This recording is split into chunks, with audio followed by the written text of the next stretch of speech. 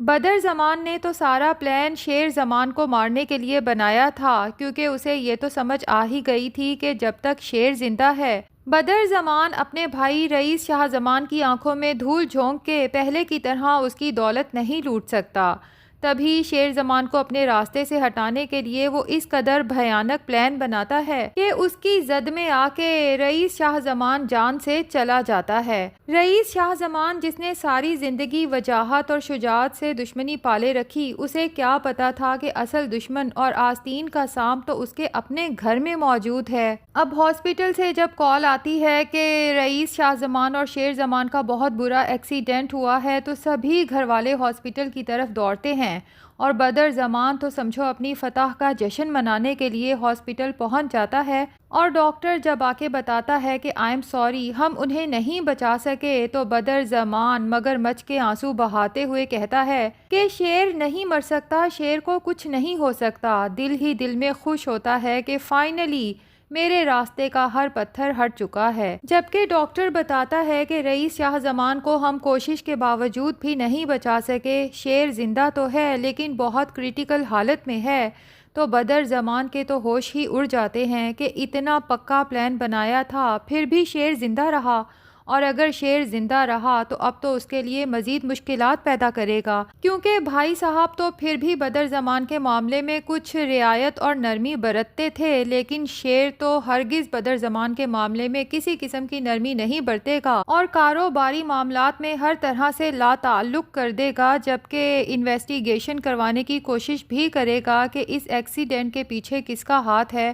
اور جس دن شیر زمان کو پتہ چل گیا کہ اس سب کے پیچھے کوئی اور نہیں بلکہ اس کا چچا بدر زمان ہے، تو خود اپنے ہاتھوں سے مجھے اور میرے بیٹوں کو گولی مار دے گا۔ نہیں، ایسا نہیں ہو سکتا، شیر کو زندہ نہیں بچنا چاہیے، مجھے کچھ کرنا ہوگا کہ شیر زمان کی ہاسپٹل میں ہی ڈیتھ ہو جائے، اس کی بھائی صاحب کے ساتھ ڈیڈ باڈی ہی گھر پہنچے۔ بہرحال ڈاکٹر کی یہ بات سن کے کہ رئیس شاہ زمان کو وہ نہیں بچا سکے، تو تہمینہ بیگم اور نعیمہ بیگم کے تو پیروں کے تلے سے جیسے زمین ہی سرک جاتی ہے، کیونکہ جب تک نعیمہ بیگم کو یہ لگ رہا تھا کہ شیر زمان مرا ہے، وہ تو دل ہی دل میں بہت شکر کر رہی تھی کہ اب رئیس شاہ زمان کی اس امپائر کی والی وارث میری دونوں بیٹیاں ہوں گی، لیکن یہ کیا، اس کے تو سر کا تاج ہی چھن گیا اور شیر زمان بیٹھے بٹھائے ساری امپائر کا اکلوتا وارث بن گیا۔ بہرحال رئیس شاہ زمان کی میت کو گھر لے جایا جاتا ہے، جنازے کا انتظام کیا جاتا ہے، اور یہ خبر دیکھتے ہی دیکھتے سوشل میڈیا پہ وائرل ہو جاتی ہے۔ اتفاق سے وجاہت جب یہ خبر دیکھتا ہے تو سمرہ کو بتاتا ہے کہ تمہارے بھائی کا ایکسیڈنٹ میں انتقال ہو گیا۔ سمرہ کے تو جیسے ہوش ہی اڑ جاتے ہیں، اسے اپنے کانوں پر یقین ہی نہیں آتا۔ میرا ایک اور رشتہ ختم ہو گیا، بھائی جان مجھے چھوڑ کے نہیں جا سکتے۔ وجاہت: ابھی تو میرے دل سے یہی کانٹا نہیں نکلا تھا کہ میں اپنے ابا جی سے معافی نہیں مانگ سکی اور وہ اس دنیا سے چلے گئے، اور اب میرے بھائی جان بھی مجھ سے ناراض ہی اس دنیا سے چلے گئے، مجھے ابھی کے ابھی پاکستان لے کے چلو۔ اور وجاہت جب سمرہ کی یہ حالت دیکھتا ہے، حالانکہ وہ فیصلہ کر چکا تھا کہ اب کبھی اپنی بیوی اور بچے کو لے کے پاکستان واپس نہیں آئے گا، لیکن سمرہ کی خاطر فوراً پاکستان پہنچنے کا بندوبست کرتا ہے۔ ادھر وجاہت کو بھی جب یہ خبر معلوم پڑتی ہے تو اسے انتہائی افسوس ہوتا ہے اور اپنے گھر والوں کو بھی انفارم کرتا ہے کہ رئیس شاہ زمان کا ٹریفک حادثے میں انتقال ہو گیا، جبکہ اس کا بیٹا شیر زمان جو اس کے ساتھ تھا وہ بھی اس وقت ہاسپٹل میں زندگی اور موت کی جنگ لڑ رہا ہے۔ اب کاکا صاحب کو تو یہ سن کے خاصا افسوس ہوتا ہے، جبکہ تاج بی بی اس وقت تو اپنے جذبات پہ قابو رکھتی ہے، لیکن جیسے ہی اپنے کمرے میں جاتی ہے تو بے قابو ہو جاتی ہے اور اونچی اونچی رونا شروع کر دیتی ہے، کیونکہ بظاہر تو وہ اس خاندان سے نفرت کا اظہار کرتی تھی، لیکن دل کے کسی کونے میں آج بھی رئیس شاہ زمان کی محبت زندہ تھی، اور وہ تمام یادیں جو رئیس شاہ زمان کی شادی سے پہلے تاج بی بی اور اس نے اکٹھے دن گزارے تھے، تاج بی بی کی نظروں کے سامنے وہ تمام لمحات گزرنے لگتے ہیں، اور پھر اپنا پرانا صندوق نکالتی ہے جہاں کئی سالوں سے رئیس شاہ زمان کے خط ایک طرح سے دفن کر رکھے تھے، تمام خطوط نکال کے پڑھنا شروع کرتی ہے اور غم سے یوں نڈھال ہو جاتی ہے جیسے آج وہ بھی بیوہ ہو گئی ہو۔ ادھر وجاہت بھی سمرہ اور اپنے بیٹے کے ساتھ پاکستان پہنچ جاتا ہے اور گھر پہنچتے ساتھ ہی اعلان کرتا ہے کہ میں رئیس شاہ زمان کے جنازے میں شرکت کے لیے آیا ہوں، جبکہ کاکا صاحب غصے سے کہتے ہیں کہ نہ تو تمہاری بیوی وہاں جائے گی اور نہ ہی تم دشمنوں کے جنازے میں شرکت کرو گے، جس پہ وجاہت کو بہت افسوس ہوتا ہے اور شجاعت کی طرف دیکھتے ہوئے کہتا ہے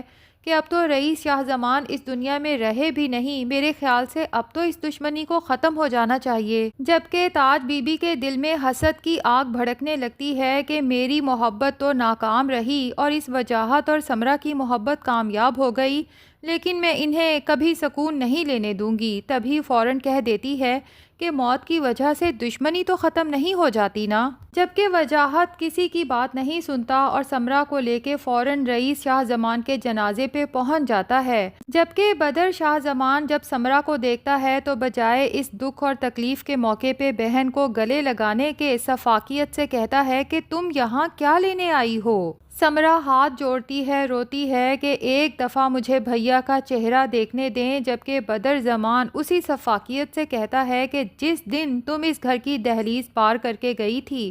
اسی دن سے تمہارا اس گھر سے ہر طرح کا تعلق ختم ہو چکا ہے، اور اسے فوراً گھر سے نکل جانے کا کہتا ہے۔ جبکہ تہمینہ بیگم کو سمرہ کے لیے افسوس ہوتا ہے اور اسے یہی لگتا ہے کہ سمرہ کا حق بنتا ہے اپنے بھائی کا آخری دیدار کرنے کا، جبکہ نعیمہ بیگم جو شاید بدر زمان کی طرح ہی ایک سنگ دل عورت ہے، چلاتے ہوئے کہتی ہے کہ یہاں ہر کوئی اس عورت سے نفرت کرتا ہے، اسے فوراً سے پہلے گھر سے نکال باہر کرو۔ جبکہ تہمینہ بیگم جسے احساس ہو رہا ہے کہ سمرہ کی رو رو کے حالت کافی خراب ہو رہی ہے، آگے بڑھتی ہے اور سمرہ کو سہارا دیتی ہے، اور یوں ہی سب کی آہوں اور سسکیوں میں رئیس شاہ زمان کا جنازہ اٹھایا جاتا ہے۔ جبکہ تہمینہ بیگم کو فوراً یاد آتا ہے کہ اس کا بیٹا شیر زمان تو ہاسپٹل میں بے ہوش پڑا ہے، جسے اندازہ ہی نہیں کہ گھر پہ کیا قیامت ٹوٹ چکی ہے۔ اب وہ جب شیر زمان کو ہاسپٹل دیکھنے جانے کی بات کرتی ہے تو نعیمہ خاتون کہتی ہے کہ کچھ تو شرم کرو، ابھی تو تمہارے شوہر کا جنازہ اٹھا ہے